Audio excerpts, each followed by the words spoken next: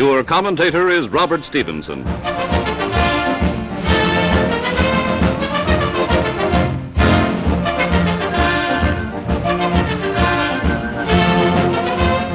America goes to war. Men of the Army, Navy, and Marines reinforce the battlefronts on 6 continents to save the homes and ideals of free men from Axis domination.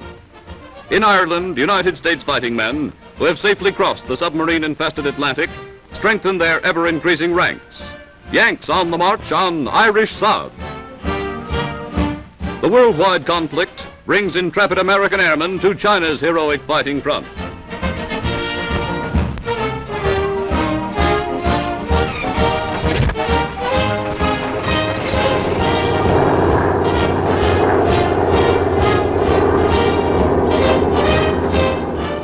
General Chennault, United States Air Force chief in China, flies with his brave command to strike effective blows at the invading Japs.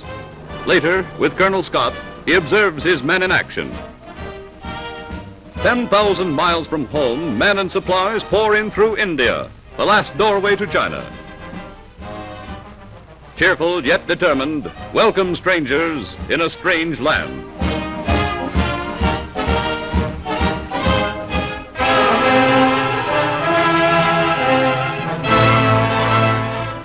Off the coast of Alaska, jutting sharply into the Pacific and the slate-gray Bering Sea, lie the bleak Aleutian Islands.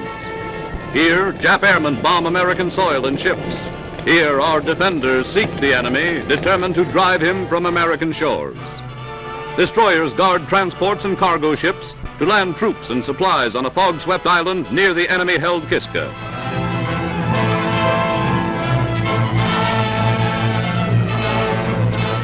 Men, stores, and ammunition pour in for the Battle of the Aleutians, a battle that Americans must win.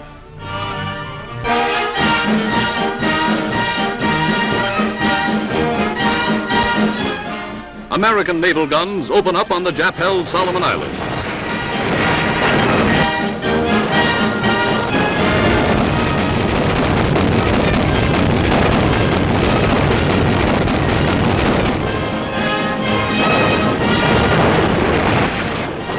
At Guadalcanal, United States Marines in a swift, surprise invasion add new glories to the fighting career of their illustrious corps.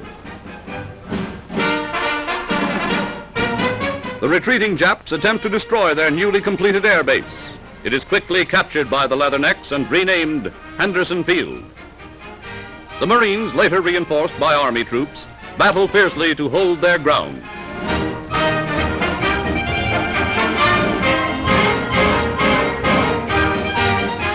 Some of the enemy escape in a hurry. Others get out of the fight as prisoners. History recorded as it happened. The Marines are the first to raise the American flag on enemy territory.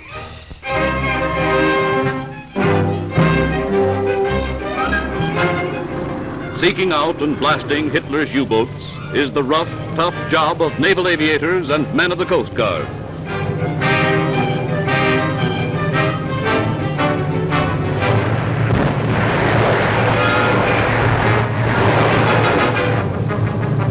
Hundreds of ships, including vitally needed tankers, are hit, burned, and sunk, victims of prowling enemy submarines. American waters become a battlefront. In the Caribbean, more ships run afoul the enemy fire, but greater combat action gets results as convoys steam through to their destinations.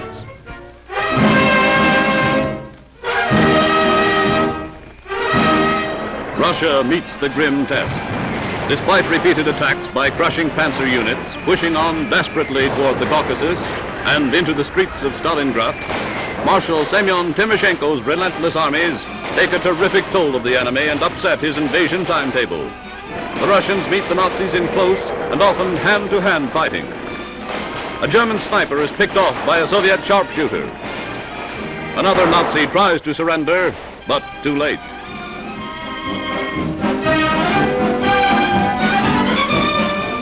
Britain's Prime Minister flies to Moscow. Eyes and ears the world over are focused on a conference of historic importance. Churchill meets Stalin behind the walled fortress of the Kremlin.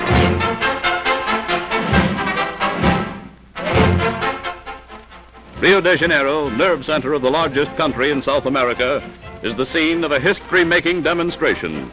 All-out war is declared as a result of the ruthless Axis attacks on Brazilian ships and an appalling loss of lives. Brazil goes to war.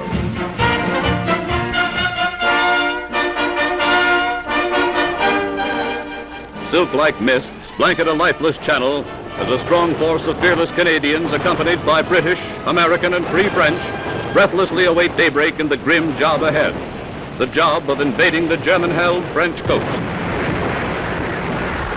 Dieppe is their battle objective, and the hardy Canadians and their allies have been training for months for the dangerous hour and task.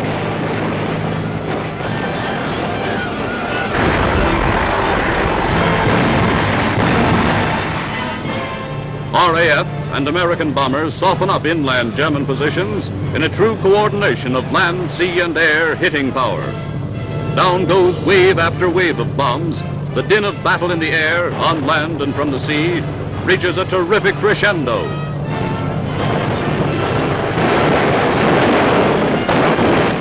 For 9 hours, the Canadians battled fiercely on Nazi-held and fortified soil. They leave the coast of France in flames. Their objective obtained, these battle-scarred heroes disembark for a well-earned rest.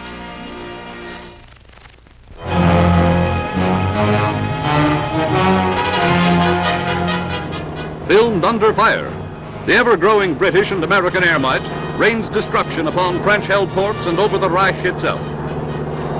United Nations flyers maintain daylight raids with constantly increasing frequency.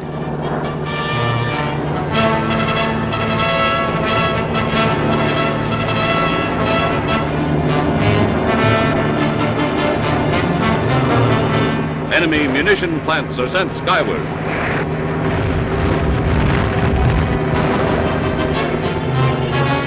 Dock installations and rail centers are hit again and again. Air prelude to the Allied Second Front to come.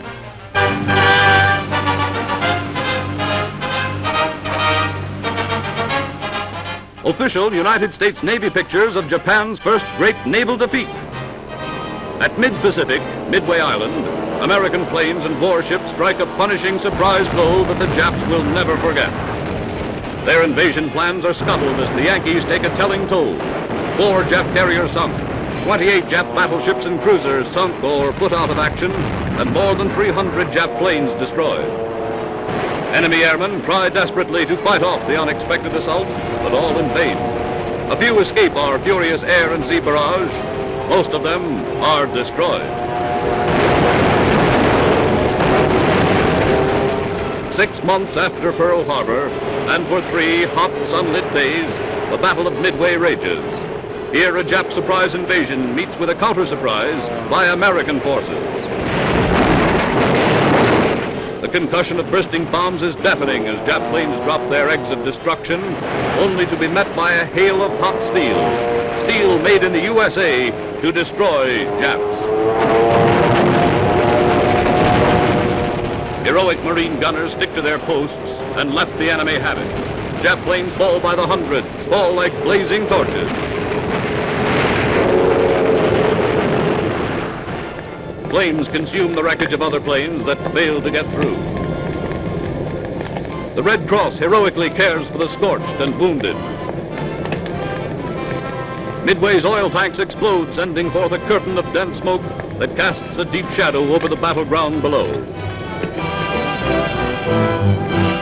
Smoke and burning oil tanks cloud the skies over Midway as reveille sounds on the 3rd day of the struggle. Amidst this scene of destruction and bravery, the Marines proudly raised the emblem of freedom, the flag of victory. Midway was ready. A momentous victory is won.